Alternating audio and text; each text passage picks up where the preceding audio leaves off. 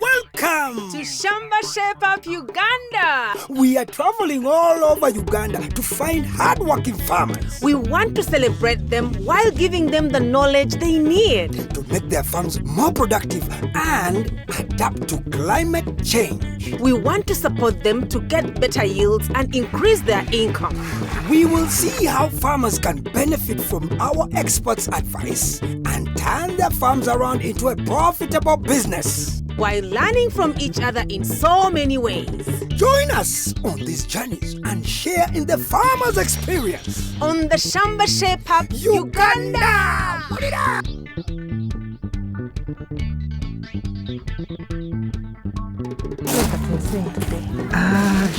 don't know. Hello. Some lollipops, please. 2. Sorry. Thank you.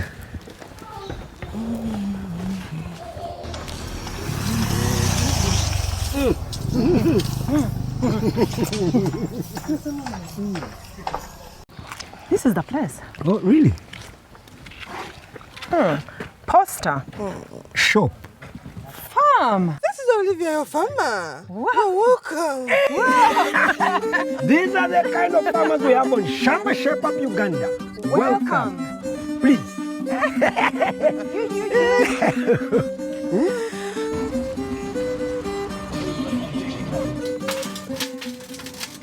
Today we are in Bulika village in Mukono and we are visiting Olivia Kiwombeeka Kanasanga.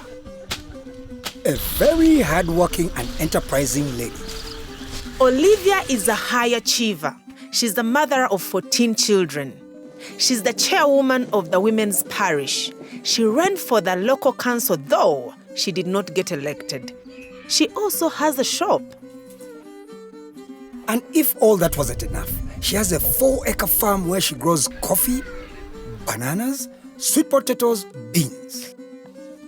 Don't forget the cows, pigs, goats, the chicken, the pigeons, and now the rabbits. Yeah. Here in our area, all farmers, we try everything. You keep on trying. Is this coming up? If it's not coming up, you leave it, you try another one like that. I like what I'm doing because now I see that as per now, I'm successful. And we want to make Olivia more successful. But behind every successful farmer, there is a soil test. So, first things first. Olivia has a patch of fallow land and she'd like to know what to plant for the best results. So, we brought in the soil expert, Eseri Nancha from the National Agricultural Research Organization, NARO, and Ronita Kiza from Vida Verde, and we collected soil samples. Let's find out what crops are suitable for this garden. So, Ronita, Yes. tell us, what are the results? I am really happy. She said she wants to do sweet potatoes. Yes. And when you look at our results, one of the suitable crops we can do, sweet potatoes, it's the very first one there. So when you see that smiley face, it means that you can do the sweet potatoes, you can do the beans, you can do the maize we talked about, and other vegetables. Now, for us to attain the 2,400 kilograms for sweet potatoes, we shall have to add in agricultural lime. Agricultural lime improves on the pH so that it doesn't tend to acidity, because acidity makes some nutrients not available for the soil. Agricultural lime is artificial lime, which contains some magnesium, aluminium, and some other elements. Calcium majorly. Yes. However, locally, you can use ash. And you are applying to an open field. So you plow your land, then you broadcast the whole garden, and then dig back in the soil. What's the right time to apply this? You can apply your lime during land preparation, prior to the rainy season, so that the rains find it and reacts with it. Then you also have to add in compost manure. Now, manure, first of all, it also works on the pH. Yes. It also adds in nutrients in the soil. Okay. It makes nutrients available for the crop. It Okay. improves the water in the soil.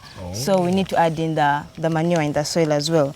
Now when you go to our inorganics as well, we still have to add in some of them. You look disappointed. No, Please don't be. So when we are planting, we shall just add a little bit of calcium nitrate so Okay. that we have some of calcium, some of nitrogen in the soil added. Okay. Then after a few weeks, about 6 weeks, we shall still add in some urea, about 3 kilograms. That's about 9,000 shillings. Oh, Yeah, then the nitrogen is okay. That's why we're adding in just 3 kilograms of urea. That's what- Then the phosphorus is good. Okay. The potassium is good.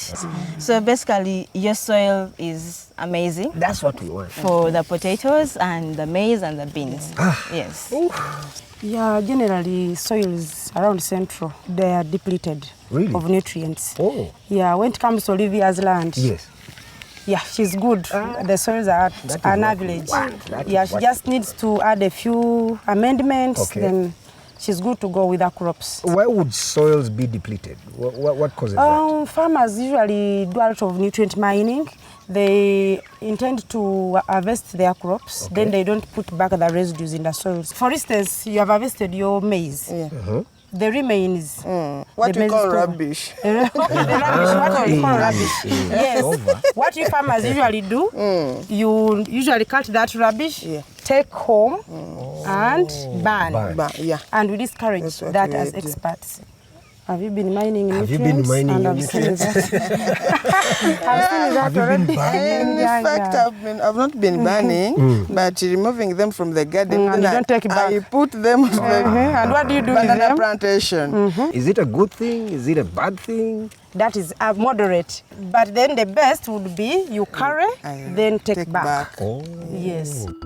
So, Olivia needs to add 150 kilos of agricultural lime, 520 kilos of compost manure, 11 kilos calcium nitrate, and 3 kilos of urea, and she'll get the best results out of her crop. Yeah, soil testing, I've ever heard of it, but I've never practiced it. It was good to me. In fact, I'm now confident with my soil, and I'm proud of it.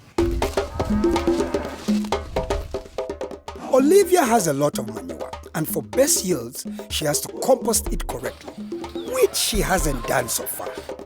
Fortunately, our soil expert, Eseri Nancha, is here to show her how.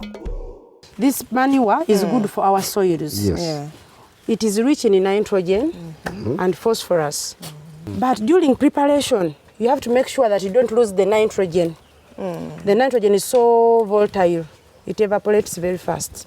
And we lose it into the atmosphere, leaving your manure very poor. So you heap it properly. So, first you make a good clean heap. This silveras is not good, this polythene for your soil. So if you mix it here, it will end up in your garden and it will prevent water infiltration. So you have to pick out all these materials from your manure, put it aside and burn it. So this is not a good material for our heap, okay?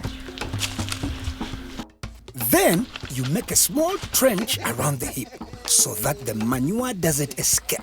For it to decompose well, you moisten the heap with water and then cover it. Every 2 weeks, you turn the heap and your decomposed manure is ready within 2 months. So this is the final product. This is the true manure that we are supposed to apply to your crops. The other alternative is assembling compartments. You keep piling your manure from the first to the second to the third. By the time it reaches the third, it is ready for use. Heaping this and compacting, I've not been doing it. Are you happy now? I'm so happy Because this way your manure is not escaping it's anywhere. not escaping. Moisture and is maintained, the nitrogen is maintained in here. yeah. So Unlike the other you part. get a rich material. Unlike the other part where it was escaping. Unlike Yeah, it has that been part. escaping. Exactly. But our Caris doesn't like things lying around. So he has started constructing the option with the compartments.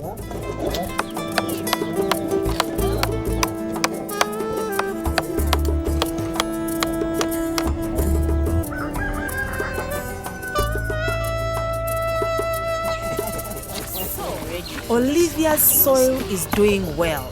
But what about her coffee? She has 132 trees, and in the last season she harvested 275 kilograms of dry coffee. Our expert Andrew Magombe of Cafe Africa thinks she can double that amount if she manages her plantation well. But Olivia says her trees are wilting. The whole plant withering. It starts with the small leaves. Yeah. And then it gets to the whole withers, tree. then it dries. That one is coffee wilt disease, related to AIDS of the coffee because it has no chewer. Then there's the other one, you see the branches drying. One branch here, one branch there, drying. Yeah. Now that is different from the coffee wilt. Yeah. So that one is the coffee twig borer, it's a pest. The other one is a disease. Okay. With the coffee wilt disease, it is spread by the equipment you use. If you use that panga you are cutting, you go to another tree, you are spreading it. If you use a secateur for cleaning the tree, you are transmitting it. But Andrew, I'm cutting already the infected plants. The dry ones. I don't cut the other one which is not yet infected. How can I spread that? Okay. Supposing the wilt has got the tree and it's just 2 days, you may not even know that it's there. Just like AIDS, it has got someone. It is 2 days or 3 days. The person still looks healthy. So as you cut, you are transmitting it. And quite often they are doing it unknowingly. Yeah. Before working on a tree, first disinfect it with spirit, either spirit or jig. If it is spirit, you don't dilute it. If it is jig, you dilute it. 1 measure of jig to 5 measures of Water. Yeah. Then you just pass it on, clean the tool before you go to another tree. Regularly inspect your garden. Be friendly to your garden. And when you see signs of the coffee wilt disease, uproot the infected plants, cut them,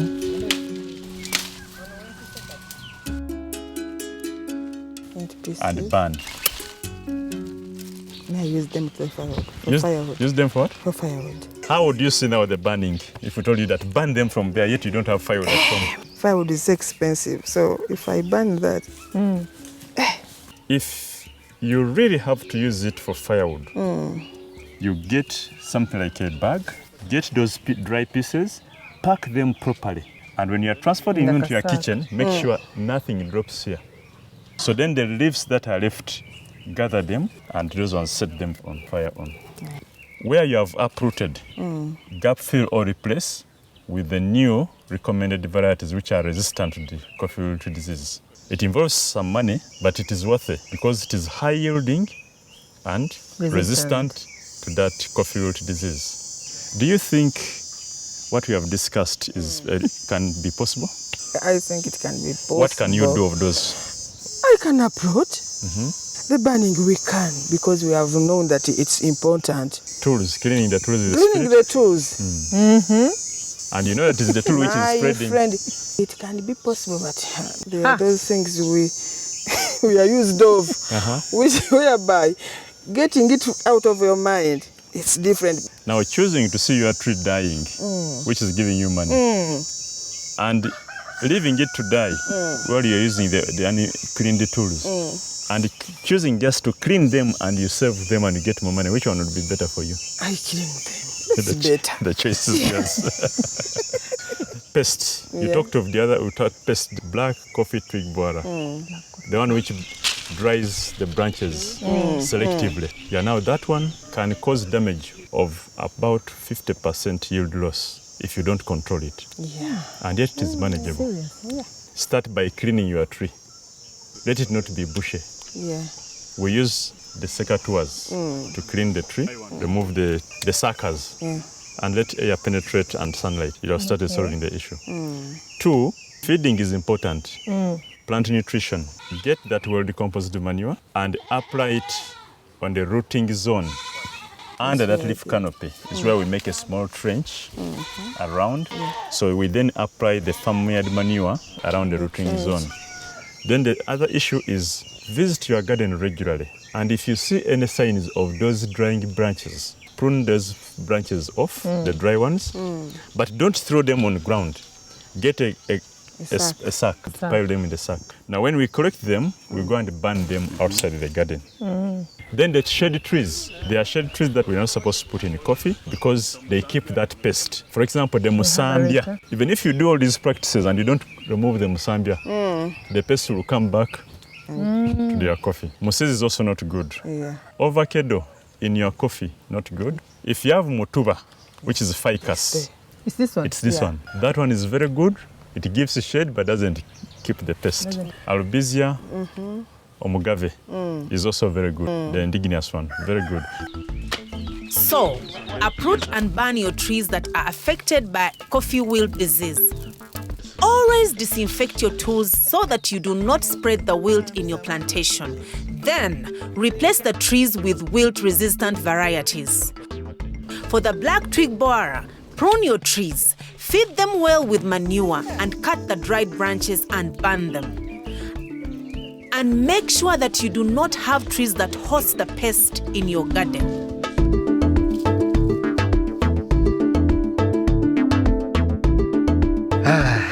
Was it interesting? Very interesting. I had fun. Ooh, then let's get more interesting stuff from our experts After the break. Hey.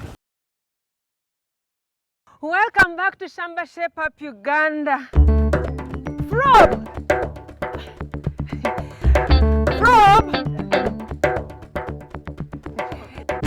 We are in Bulika village in Mukono, and we're visiting Olivia Kiwombeeka Kanasanga, a very hardworking, multitasking lady. We've done a soil test on her new plot, showed her how to compost her manure, and seen how to get rid of pests and diseases on her coffee. We are now going to see if we can improve her banana plantation and introduce her to a new crop. Aggie, let's go quick, quick.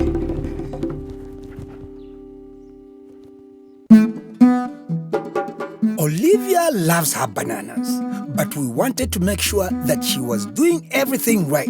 So we asked Dr. Seru from Naro his opinion. Yeah, the plantation is good, but I've observed some mistakes, which I think she can correct. They are not really big. I thought we were golden. We are good to go. The plantation looks good, but I think first you see this trench. Yes. It's a very good practice for you to dig trenches in a banana plantation. But importantly, it should be done in the right way. Once you dig a trench, you don't want all the water to go through to the other side. Okay. You want some of it to be retained this way, some of it in the middle, and then the rest goes to the end. She has to put what we call tie bands. We can get some stones and let them where the tie band should be, then pour some soil on top. Tie bands, humps. They are small like humps. Yes, like humps. Yes. Yeah, so now you count like 15 feet. Yeah. You put a tie band, what he calls a hump. Then another 15 feet, you put a tie band. And that tie band should not come up to the level of the soil, but it should be lower.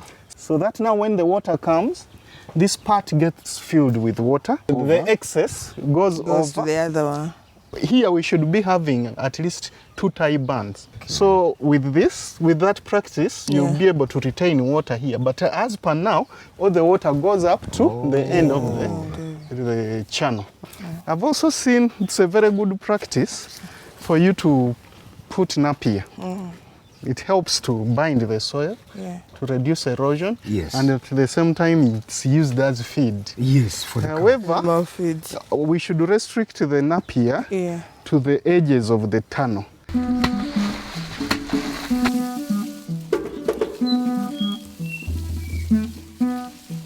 Olivia is doing some things right, but Dr. Godfrey noticed that there were no fruits in the plantation.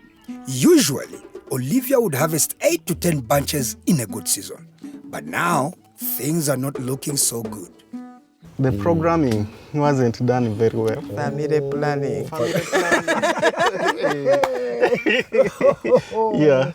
So, the way it should be done, the old plant, which has a fruit, closely followed by the daughter, The daughter closely followed by now the granddaughter. Which should be done. So that once you harvest the old one, the following plant is either nearing fruiting or is already fruiting.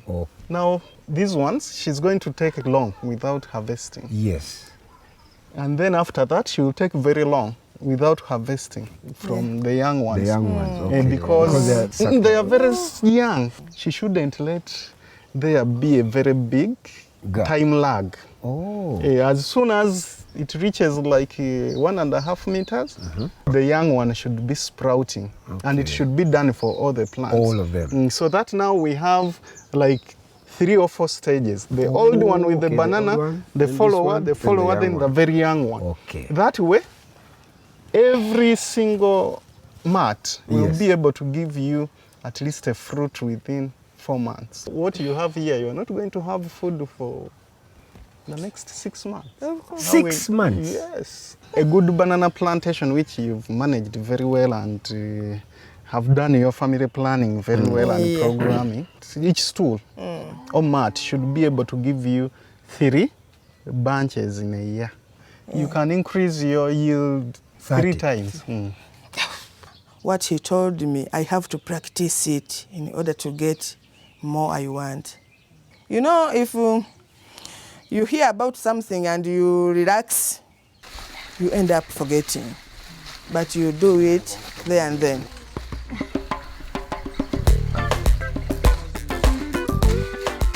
Since Olivia has an empty patch of land, we thought it would be a good idea to introduce her to a new crop, the orange-fleshed sweet potato.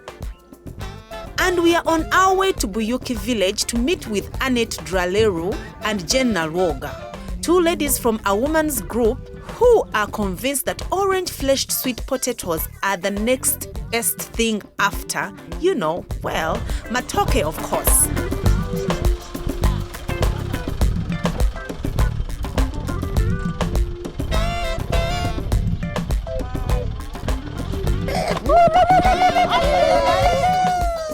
Okay, so Madam Olivia, you're most welcome. Thank you.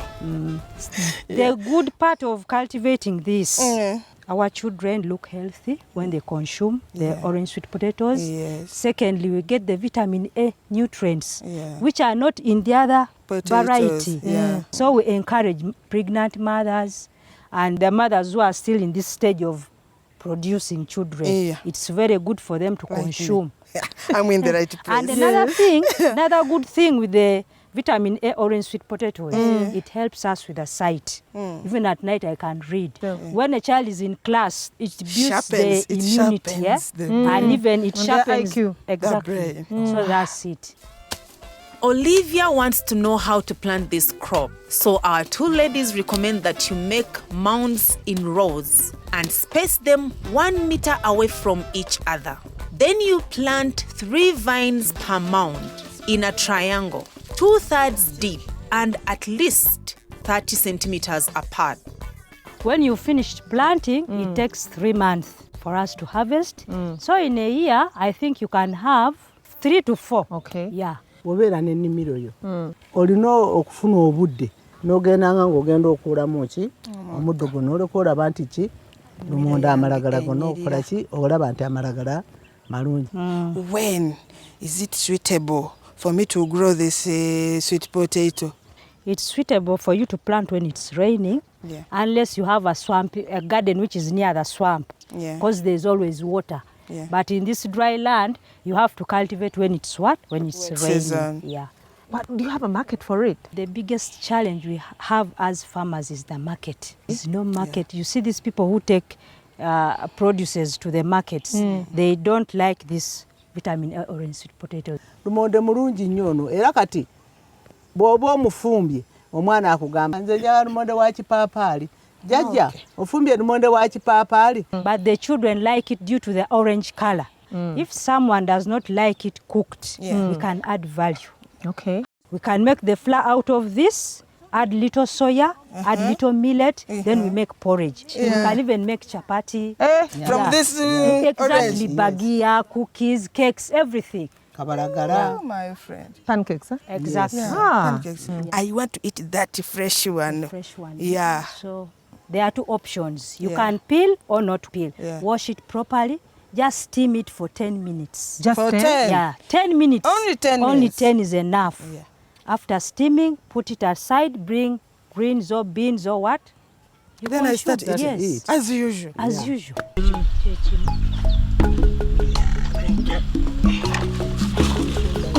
I'm now eating the vitamin A plus the other nutrients. Ay, ay, ay, ay. I don't know what even to say because I like the orange sweet potatoes so much. I liked them. Me, I'm a lady who tries everything. I've been making chapatis with that wheat flour only. Now I'm going to add in the other sweet potato in order to make a big variant in my chapatis I'm making. You know, I'm making them and take them to the shop again for money. So if I get that sweet potato, then I add it in, and I will get more.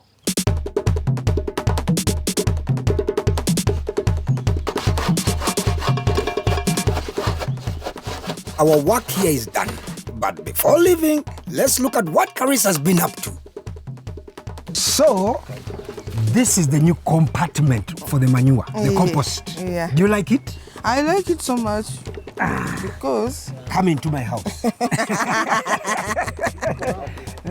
Yeah. Oh, so you remove and put. Okay. Do you think it's going to work? It will work. It will work compared to the other one. Compared to the other one. Even through changing, Yes. when you are changing, Yes. this is better than the other one. And this is simpler than the other one. Caris, thank you.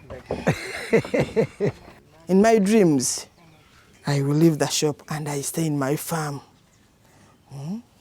That's what I need in my heart. Yeah, to be a lady who is at home looking after my things and gaining money from home. They are seated, but gaining money. Interesting. Oh, bye, Olivia. I think we left a happy farmer frog. What do you think? Let's go make another farmer happy. In the next Shamba Shape Up Uganda. Uganda.